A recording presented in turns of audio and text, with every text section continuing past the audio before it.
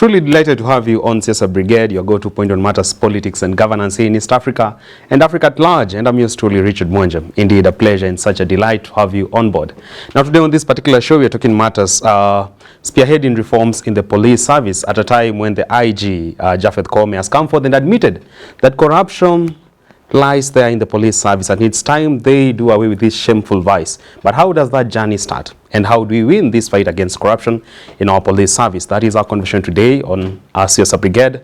And with me to unpack this conversation is Herman Manyora. He is Kenya's most sought after political analyst and governance expert. Welcome on board, sir. Thank you, Richard. How are you? Wonderful. You're well? Very well. Christmas is fast approaching. Well, You're about to head to the village. no problem. Very well. We're talking matters, the latest revelation coming from the Inspector General of Police, Japhet Koome, and he has admitted to the public that corruption lies in the police service. But it's time we put a stop to this shameful vice. So, as a governance expert, let me ask you this. Is it the right step for IG Koome, and that's actually the first step towards redemption of the police service, to first admit that yes, there is this perennial challenge, which is corruption? But even his predecessor, Mtiambai, said he was flagged up by policemen somewhere in Ukambani. They didn't know he was Inspector General and they're asking for a bribe. This is common talk. This is common talk. It can't be even a basis of a discussion. It can be? Yeah, because it's normal. They have always said it. A point of concern, though, we are expecting a contingent of Kenyan police officers to be sent to Haiti to restore peace and order. Yes. But even the Bible says, the good book says, a prophet is not accepted in his homeland. Correct. Could it be that, yes, as Kenyans always see in our police service corruption, but then in the face of the international community, it is a highly prestigious and highly acclaimed force? Even before you talk about Haiti and the rest of those places, it would be wrong to say the Kenyan police is corrupt and as usual. I've always defended the police, and I've told Kenyans, the police are Kenyan police, and they are Kenyan people. You people cannot be thieves and thugs and crooks and expect the police to be angels. They're just like you. Given half a chance, you'll steal. Given a quarter chance, you'll murder for money. So why do you expect the police to be any different? Why do we always vilify the police if we catch them taking 50 shillings and we steal left, right, wherever we work? And yet when a policeman is caught with 50 shillings bribe from a matatu, we make so much fuss out of it. So if the Inspector General says money goes up, who doesn't know money goes up? Who doesn't know people fight to be on the road? Traffic department. Talking of which, this is actually so we cannot vilify the police, one finger pointing at the police, these others are pointing at us. And again, I also don't like this idea of always attacking the small, weak person. So a CS, even not in charge of interior, is embarrassing an inspector of police, a junior officer in the police. We shall be removed from this station. You what? Transferred. The same CS cannot face a senior police officer. We have a CS in charge of education going to harass small primary school teachers, and they cannot face the head teacher of Alliance High School, the principal. So this idea of people making small people the punching bag, I don't like it. So we must clarify that first, the police are just like the rest of us. They live among us. If we are corrupt, they are also corrupt. But more importantly, let's not vilify small police for receiving small bribes. And maybe now to your question of international reputation. Kenya has a name in terms of peacekeeping, in terms of policing. Kenya has an international name. Sometimes we may not be happy. We may not be aware that we are doing well. Sometimes we over-criticize ourselves. Sometimes we are too hard on ourselves. The truth is there are some areas where Kenya is doing very well, and internationally we are recognized. And among those areas, for example, our military, our disciplined forces, including the police, at an international level they have a name. Let's not hate ourselves that much. The truth is there are some things we do well, and even on the international stage, we are appreciated and recognized. In Haiti, you actually speculating they'll perform exemplary. The problem with Haiti, and I don't support it, there are many reasons why I don't support it. I don't support Haiti because this seems to be a one-man decision. It seems to be the president's decision in his attempt to please the Western powers? To please the Western power, please certain foreigners, and shine on the international arena. So that's one of the reasons I don't seem to support it. There are even people who are arguing that it is perhaps even unconstitutional. I may not argue that way, but I think it had better be a decision by the Kenyan people through their Kenyan institutions. Another reason why I don't support the Haiti issue is the danger involved. This is a difficult terrain. People speak a language you don't speak, this French-speaking country. Gangs and gangsters are everywhere. Serious weapons are on the loose.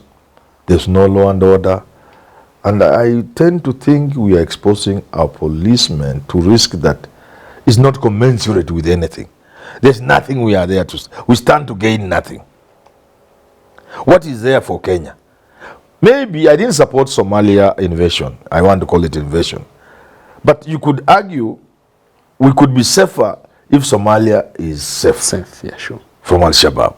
But now this Haiti, what of ours is there? And it's not even the UN that approached us. The UN was asked to ratify an American demand. You see, it wasn't a UN decision that let's bring Kenya to Haiti. On board. It is an American arrangement with the president sent to the UN to be ratified, which was done the other day. So when you look at all those factors, I don't support it myself. I also don't support it because I know the history of Haiti. For your information, Haiti is the only black nation in the Western Hemisphere, I think. Purely black in the Western Hemisphere. Maybe there could be others, but they are not quite black. They have a history that is painful. From slave colony to the mutiny, rebellion, or if you wish, forming a young nation, earliest you can think of. The first you can think of. The French colonization, the French economic sabotage, and the realistic demand the French have made of their former colonies like Niger and the rest in West Africa. With Haiti, it was even worse. And thereafter, coup Americans have supported unpopular people, Papa Dog. I know all that history. So I don't know whether the president of Kenya doesn't know that history, or despite knowing it, he doesn't care. Because that is such a painful history. You'd wish to avoid being on the list of the countries that have made life difficult, of foreigners that have made life difficult for the people of Haiti. True. And impoverished them. And America has been top on the list. Very well. For bringing political turmoil in Haiti. Very well. And France for bringing economic turmoil. So you wouldn't want to be on the list, America, Haiti, Kenya. You wouldn't want to be there. No. Sure. Moving on swiftly, sir. Yes. And to put what you're saying into context, this is exactly what the IG had to say. That I can't lie, corruption is with us as police. This problem is called returns, where the junior officers are collecting money and taking it to the corporal, then base commander, OCPD, and even the county commander. Some have even come to my office trying to give us something, but I refused. We must end this. Colleagues, it comes a time when they say enough is enough. That is the word from IG Japheth Koome. But my question is, if you are trying to find the author of this problem, domicile in the police service, are we looking into the issue of, say, need for us to look at their remuneration and also basic facilities like police housing so that we can tame this corruption in the force? You know, you can fight corruption by fighting it physically, literally. Going all out to arrest policemen who are involved in bribe, what have you. You can also fight corruption by educating the people involved and showing them the dangers they are in. Which is a major responsibility of EACC, not just arresting people. You can also fight corruption through other ways. One of the ways is to deal with those issues that make the police accept a bribe. You leave your house, there's no flour. Mtoto amefukuzwa shule, alilala siku mbili ajenda shule. Ukipata ka bribe unagonga unapita nayo. Mtoto arudi shule. Best exemplified by Chinua Achebe in No Longer at Ease. Obi doesn't want to be bribed. He's a young man returned from the UK, well educated in Nigeria. But he finds himself in a situation where now he's forced to take a bribe. For him it was very difficult. He was having a relationship with an Osu, an outcast. And now the outcast becomes pregnant. And Double tragedy. He must get an abortion, and he has no money. So it's really difficult. So you can do also that. Try to look at salaries. Look at welfare in terms of housing and other things. Kitting and all. Which is very important and long overdue for the police. Anytime we attempt to give the police houses, we make it a business. So we have 4 billion shillings for housing, but we give it to a woman, another woman here, another guy there. Then they put up 200 shoddy houses. Money that would have housed the police. So, but what do you need most for the police? In my view, you need a transformational agenda with the police. You need serious police reforms. And the starting point for me, and this is what the Constitution envisaged, that if we are going to change the police, we might need an outsider. An outsider? Yes. That's why anybody can be the IG. People have forgotten that. You can be the Inspector General of Police. You don't need to be a police. That was the thinking. I strongly hold the view, if you want to transform the police, the first thing you'll do, come with an outsider. At the helm of the police service. With the judiciary, we agreed that was one way. Bring a Chief Justice from outside. Not those judges who had grown in the system. We put there Willy Mutunga. He celebrated, but to me, he let us down. He was the biggest letdown. Maraga chaired the task force. Anytime Maraga was not supposed to chair because that's even unconstitutional. There is a police service commission that should do all those things Maraga is supposed to be doing, and yet he's a jurist, he should know. So the police will require an outsider. When we came up with our first Inspector General, I don't remember who it was.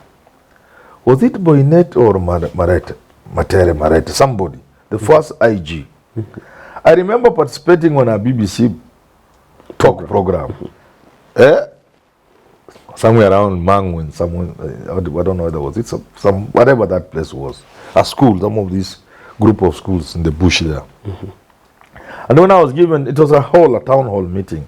When I was given my chance to speak, I remember it was widely quoted in the media. I said, if I become the Inspector General of Police today, not tomorrow, and I said tomorrow, I think. Sure. I take oath of office at 9. Please listen to me. I take oath of office as Inspector General of Police at 9 in the morning. That night, you can walk in Nairobi with your girlfriend. Any part of Nairobi. With your mobile phone? With your mobile phone, hand in hand with your girlfriend. Mpaka River Road. Without getting stabbed or mugged. Mpaka Nyamakima. Nobody will touch you.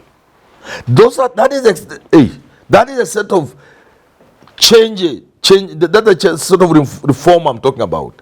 Everybody will know it's not business as usual. I just summon the regional commanders. I sit down with the man in charge of Nairobi. I tell him, call your OCPD the way I have told you. If I hear anything in any part of Nairobi, you are answerable. OCPD. Yeah, I eat OCPD. OCPD, I eat OCS or Central. On the streets where you cover, any streets of Nairobi where Central covers, mtu akiwa magdi moja, you go home the following day, same day. Na OCS naye ataita wale wengine mpaka the man on the beat. Adamson Bungei now. The man on the beat. Down there.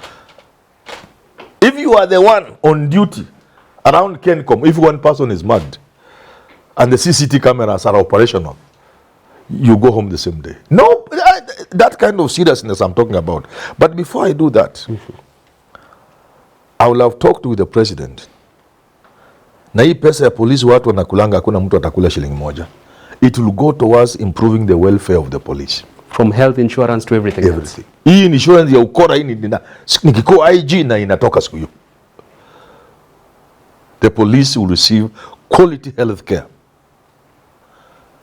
And the police will have insurance. If anything happens to a police officer anywhere, injured, died, the family will be adequately compensated. And the police, from the second month of being in office, will stay in very serious quarters. Not the round houses. No.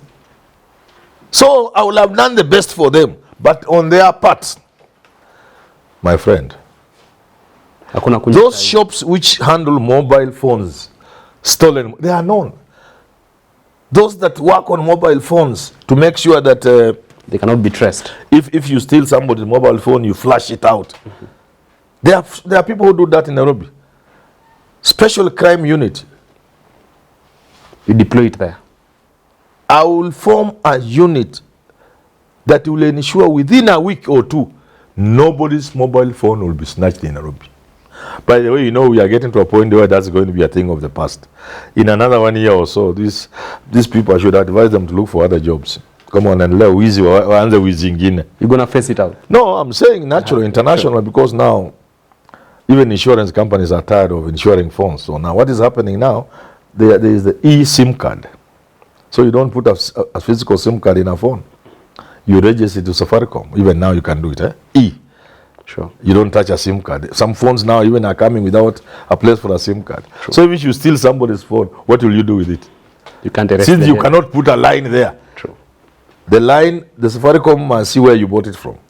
They must think where you bought it from, and then they give you a line. So, but even before that, as inspector, what I'm trying to say is, when you take over power, whether you are the president or the inspector general of police, you must institute certain changes, even dramatic, immediately. That sends a signal that herein comes a serious Kenyan how to change the country from whatever, whether you are a minister, whether you are inspector general of police, whether you are the president. You cannot come in as president and 1 month later nothing has happened dramatically. You cannot change the country. You must come in with very dramatic changes and to make people know this Kenya is not going to be the same. Walking the talk. It's not even before I do it, you just look at my face and you know I'm serious. You just look in my eyes and say, if Manyora is the president of this country, all those games have ended. Kwisha. A latter day George Magoha. Magoha is nothing. That is just that is small. I'm talking of big things, big changes. Big changes. Magoha was a good man, but the changes he was instituting, some of them were bad changes, except he can police them. I admired him. Once he believed in something, he can chase it. And see it into realization. Yes. Very well. There you have it. That has been our condition today, talking matters police reforms, and also the call by IG Japheth Koome for everyone in the police service and also in government to try tame down on corruption. Advice that this end continues to come in the way of police service acting in their most efficient way. And therein from Herman Manyora, you've had some of the recommendations on how we can really tame this vice under the police service and the public service at large. Until next time on Siasa Brigade, I'm Richard Mwenje. Always a pleasure.